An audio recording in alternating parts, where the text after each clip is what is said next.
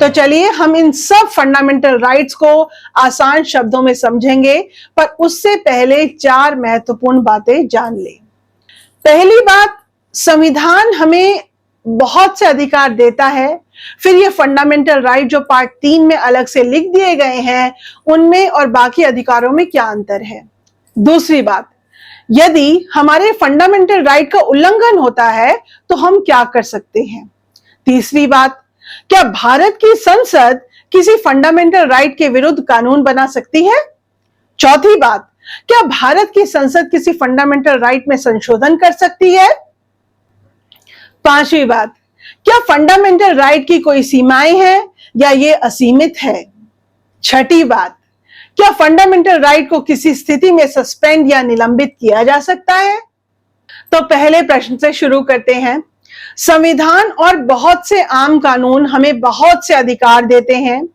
फिर ये fundamental right जो पार्ट 3 में अलग से लिख दिए गए हैं, उनमें और बाकी अधिकारों में क्या अंतर है। तो क्या इन राइट्स के बारे में संविधान कुछ खास या अलग बात करता है।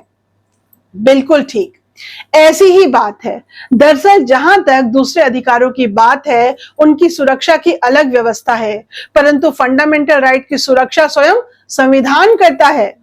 फंडामेंटल राइट को संविधान महत्वपूर्ण मानता है। उनकी सुरक्षा की व्यवस्था करने के लिए संविधान किसी और पर निर्भर ना करते हुए स्वयं संविधान के अंदर ही सारी व्यवस्था कर देता है, ताकि इस मामले में कोई कंफ्यूजन किसी को ना रहे।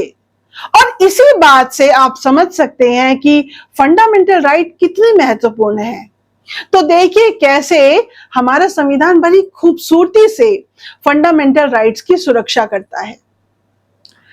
पहला, संविधान के पार्ट 3 का दूसरा ही आर्टिकल है आर्टिकल 13 यानी अनुच्छेद 13, और यह 2 बातें कहता है। पहली बात ये कि संविधान शुरू होने से पहले बनाया गया कोई भी कानून उस हद तक निरस्त या शून्य या वॉइड हो जाएगा जिस हद तक वो पार्ट 3 में दिए गए किसी अधिकार से असंगत हो, यानी इनकंसिस्टेंट हो। मतलब कि अगर संविधान की शुरुआत से पहले बना कोई कानून या उसका कोई भी हिस्सा आपके फंडामेंटल राइट से टकराता है, तो वह कानून या उसका वो हिस्सा निरस्त माना जाएगा।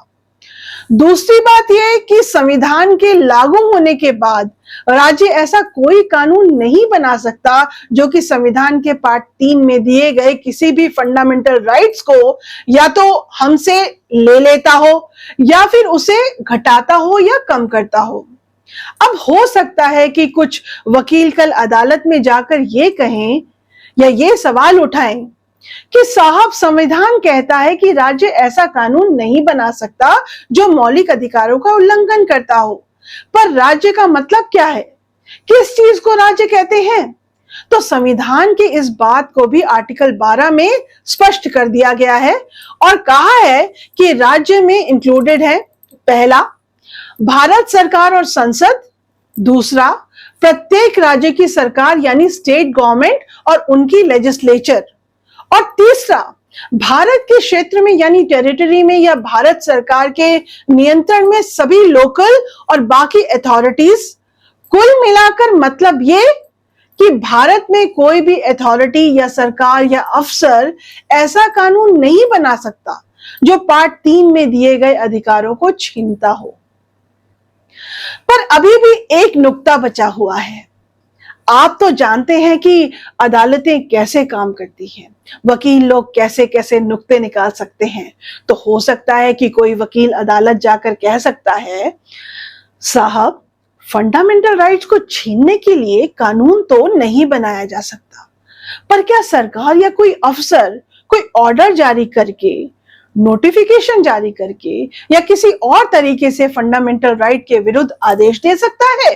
तो आर्टिकल 13 इसका स्पष्ट समाधान करते हुए स्पष्ट कर देता है कि जब संविधान कहता है कि कोई ऐसा कानून नहीं बनाया जा सकता जो फंडामेंटल राइट का उल्लंघन करता हो, तो इस कानून के अंदर ordinance, order, by law, rule, regulation, notification, custom और usage having in the territory of India the force of law, ये सब शामिल हैं।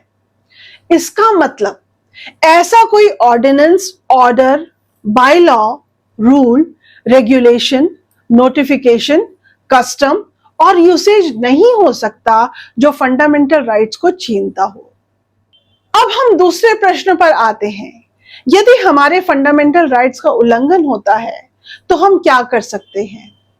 आपके मन में यह बात उठ सकती है कि भाई, फंडामेंटल राइट्स संविधान में लिख तो दिए गए हैं, पर इससे फर्क क्या पड़ता है?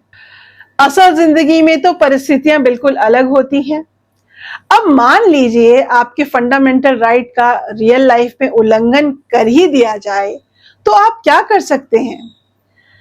जैसे कि उदाहरण के लिए आर्टिकल 22 में अरेस्ट या डिटेन करने के मामले में आपके फंडामेंटल राइट दिए गए हैं, पर अगर पुलिस इस अधिकार की धज्जियां उड़ाते हुए आपको अरेस्ट कर ही ले, तो आप क्या कर सकते हैं?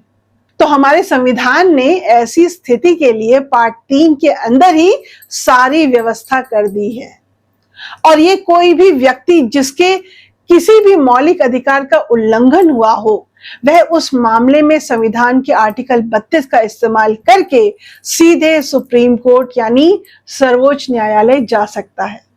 और ये बात कोई साधारण बात नहीं है, क्योंकि जहां किसी और अधिकार का उल्लंघन होने पर आप सीधे सुप्रीम कोर्ट नहीं जा सकते, वहीं अगर फंडामेंटल राइट का उल्लंघन हुआ हो तो आप सीधे सुप्रीम कोर्ट जा सकते हैं।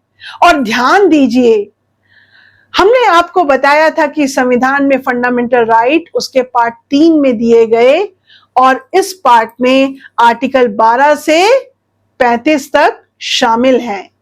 यानी फंडामेंटल राइट के उल्लंघन होने पर सर्वोच्च न्यायालय में सीधे जाने का अधिकार भी आपका फंडामेंटल राइट है। यानी सुप्रीम कोर्ट में सीधे जाने से आपको कोई नहीं रोक सकता, क्योंकि फंडामेंटल राइट के उल्लंघन में वहां जाना आपका फंडामेंटल राइट है, और अगर रोकता है तो वह भी फंडामेंटल राइट का उल्लंघन होगा। और ये कोई मामूली बात नहीं कि हमारा संविधान देश के हर नागरिक को, चाहे वो कितनी भी पहुंच वाला, कितना भी अमीर या कितना भी गरीब या अनपढ़ या कमजोर हो, अगर उसके अधिकार का उल्लंघन होता है तो वो बिना भेदभाव के सीधे सर्वोच्च न्यायालय जा सकता है, यानी सुप्रीम कोर्ट जा सकता है। खैर, इन मामलों में जब आप सुप्रीम कोर्ट जाते हैं तो आर्टिकल 32 के अंतर्गत अलग अलग मामलों के हिसाब से आप अलग अलग रिट पिटीशन लगाते हैं। रिट पिटीशन बहुत इंटरेस्टिंग मामला है, इसलिए इस पर हम अलग से एक एपिसोड में डिटेल में बात करेंगे, पर यहां पर हम एक छोटे से उदाहरण से समझ लेते हैं। आपको याद होगा कि अभी थोड़ी देर पहले हमने इलीगल अरेस्ट या डिटेंशन या गैर कानूनी गिरफ्तारी की बात की थी। तो ऐसा होने पर आप सीधे सुप्रीम कोर्ट जाकर हीबस कॉर्पस यानी बंदी प्रत्यक्षीकरण नाम की रिट लगा सकते हैं। आपको याद होगा अभी हमारे जो दिल्ली के चीफ मिनिस्टर हैं श्री अरविंद केजरीवाल, उन्होंने भी इसी रिट पिटीशन को लगाया था।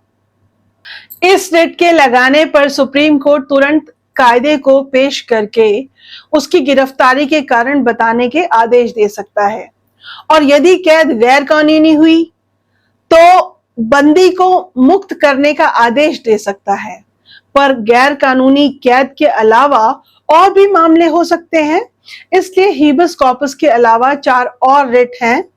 वो हैं मैंडेमस, प्रोहिबिशन, सर्शियोरारी और क्यो वारंटो, जो अलग अलग मामलों में जारी हो सकती है। इनके बारे में हम अलग एपिसोड में विस्तार से बात करेंगे। उसके लिंक के लिए आप डिस्क्रिप्शन में नीचे देखें। तो चलिए, ये तो हमने समझ लिया कि अगर फंडामेंटल राइट का उल्लंघन हो रहा हो तो क्या करें। पर मान लीजिए संविधान के विरुद्ध जाकर सरकार ही ऐसा कानून बना दे जिससे कोई फंडामेंटल राइट खत्म होता हो, तो क्या किया जा सकता है? ये ठीक है कि ऐसा कानून गैर संवैधानिक होगा, पर अगर फिर भी ऐसा कानून देश की संसद तो बना ही सकती है। कानून बनाने के लिए एक निर्धारित वोट संख्या चाहिए, और अगर सरकार के पास वो संख्या है और वो उसके प्रयोग करते हुए आपके फंडामेंटल राइट की धज्जियां उड़ाता हुआ कानून बना ही दे, तो आप क्या करेंगे? अगर दोनों सदनों में किसी मुद्दे पर ज्यादातर सांसद एक कानून बनाने के लिए वोट दे दें और राष्ट्रपति उस पर हस्ताक्षर कर दे, तो वो तो कानून बन गया। अब क्या किया जा सकता है? क्या फंडामेंटल राइट का उल्लंघन करने वाले ऐसे कानून से निपटने का कोई रास्ता है, या संसद के बाद कोई कुछ कर ही नहीं सकता? तो इसके साथ हम अपने तीसरे प्रश्न पर आते हैं। क्या भारत की संसद किसी फंडामेंटल राइट के विरुद्ध कानून बना सकती है? यह एक बड़ा महत्वपूर्ण प्रश्न है, पर हम इसका उत्तर दे चुके हैं। आपको याद है कि आर्टिकल 13 में संसद ऐसा कोई कानून नहीं बना सकती जो फंडामेंटल राइट के विरुद्ध हो। तो ऐसी स्थिति में अगर संसद ऐसा कानून बना ही दे, तो उस कानून को सुप्रीम कोर्ट में आर्टिकल 13 का हवाला देते हुए चुनौती दी जा सकती है, और अगर सुप्रीम कोर्ट आपकी चुनौती से सहमत होगा तो ऐसे कानून का तुरंत प्रभाव से निरस्त कर दिया जाएगा। इतिहास में ऐसे बहुत से उदाहरण हैं जबकि सुप्रीम कोर्ट ने ऐसा किया है। इसको एक उदाहरण से समझते हैं। साल 1972 में जब श्रीमती इंदिरा गांधी सत्ता में आई, तो उन्होंने कई सारे संविधान संशोधन किए। उनमें से एक था 25वां संशोधन। यह फंडामेंटल राइट टू प्रॉपर्टी से संबंधित था। उसमें कई सारी बातें थी, और उन बातों में एक बात यह भी थी कि उस संशोधन के बाद से यदि संसद कोई ऐसा कानून बनाती जो कुछ डीपीएसपी को लागू करता हो, तो उसको इस आधार पर चुनौती नहीं दी जा सकेगी कि वो कानून हमारे फंडामेंटल राइट 14, 19 और 31 का उल्लंघन करता है। इसके साथ ये भी व्यवस्था कर दी गई कि अगर उस कानून में संसद ने ऐसा डिक्लेरेशन कर दिया कि वो डीपीएसपी को लागू करता है, तो फिर इस बात को लेकर कोई प्रश्न अदालत में नहीं उठाया जा सकता कि वाकई क्या कानून डीपीएसपी को लागू करता है कि नहीं। अब आप इस बात को लेकर परेशान मत होना कि डीपीएसपी है क्या। अभी सिर्फ ये समझ लें कि वो संविधान के अंदर राज्य को दिए गए कुछ निर्देश है। हम उन पर बाद में बात करेंगे। अभी सिर्फ आप इस बात पर ध्यान दें कि संसद ने जो संशोधन किया उसमें ये लिख दिया गया कि अगर संसद किसी कानून में लिख दे कि वो कानून डीपीएसपी को लागू करता है, तो कोई भी अदालत इस पर प्रश्न नहीं खड़ा कर सकती क्या वाकई ऐसा है या नहीं। ये मामला सुप्रीम कोर्ट में गया और कोर्ट ने उस मामले में बाकी कानून को ठीक माना, पर उसके इस हिस्से को गैर संवैधानिक घोषित कर दिया। ये माना गया कि किसी भी कानून का अदालत में जुडिशियल रिव्यू करना संविधान का बेसिक स्ट्रक्चर है, यानी बुनियादी संरचना है, और इसको कोई कानून नहीं समाप्त कर सकता। और कानून या संशोधन का वह हिस्सा जिसे संसद ने पास किया था निरस्त हो गया। पर यहाँ एक बहुत महत्वपूर्ण प्रश्न भारत के संवैधानिक इतिहास में खड़ा हो गया था। इस प्रश्न से कई सालों तक दिक्कतें आती रही। यह प्रश्न और इसका उत्तर दरअसल थोड़ा विस्तृत है, और इसको पूरी तरह से समझने के लिए एक पूरा वीडियो अलग से हमने बनाया है ताकि कोई कंफ्यूजन बाकी ना रहे। पर यहाँ पर हम आसान शब्दों में ये कह सकते हैं कि प्रश्न ये था कि संविधान का आर्टिकल 13 तो बिल्कुल स्पष्ट कहता है कि ऐसा कानून निरस्त हो जाएंगे जो फंडामेंटल राइट के विरुद्ध जाते हैं। पर क्या हमारी पार्लियामेंट कानून बनाने के बजाय संविधान में संशोधन यानी अमेंडमेंट करके फंडामेंटल राइट को बदल सकती है, अमेंड कर सकती है? मतलब ये कि क्या सरकार फंडामेंटल राइट के विरुद्ध कानून तो ना बनाए, पर संविधान में ही बदलाव कर दे और फंडामेंटल राइट को खत्म कर दे, कम कर दे, बदल दे, उसमें संशोधन कर दे। और याद कीजिए, यही हमारा था चौथा क्वेश्चन, क्या भारत की संसद किसी फंडामेंटल राइट में संशोधन कर सकती है?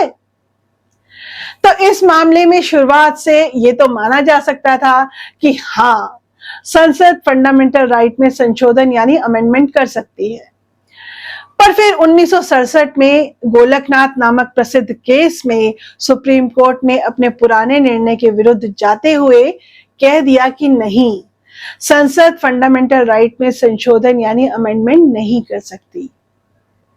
इस निर्णय के बाद बहुत उथल पुथल मची। खैर 1973 में केशवानंद भारती केस में सुप्रीम कोर्ट ने एक बार फिर अपना फैसला बदल दिया और इस बार उसने कहा कि संसद फंडामेंटल राइट में संशोधन यानी अमेंडमेंट कर सकती है। इनफैक्ट सिर्फ फंडामेंटल राइट्स में ही नहीं बल्कि संविधान के किसी भी हिस्से में अमेंडमेंट कर सकती है और आज भी उसका यही फैसला लागू है। पर इसके साथ सुप्रीम कोर्ट ने एक बहुत महत्वपूर्ण बात यह भी कह दी कि संसद फंडामेंटल राइट में संशोधन या अमेंडमेंट तो कर सकती है, पर ये ऐसे संशोधन नहीं हो सकते जो संविधान में मूल सिद्धांतों यानी बेसिक स्ट्रक्चर को ही नष्ट कर देते हों। पर जैसा मैंने कहा, ये एक बहुत महत्वपूर्ण और मजेदार मामला है और हमने इसको अलग से एक वीडियो में पूरी डिटेल में समझा है। अभी आप इतना मान सकते हैं कि आप संसद ऐसे कानून तो नहीं बना सकती जो हमारे फंडामेंटल राइट के विरुद्ध जाते हों, पर उसके पास ये अधिकार है कि वो फंडामेंटल राइट में संशोधन या अमेंडमेंट कर सकती है। आपने शायद अभी तक ये महसूस कर लिया होगा कि संविधान में कानून बनाना और संशोधन करना ये दो अलग अलग चीजें हैं।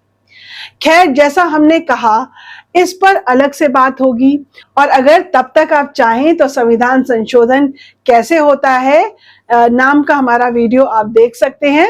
उसका लिंक नीचे डिस्क्रिप्शन में दिया गया है।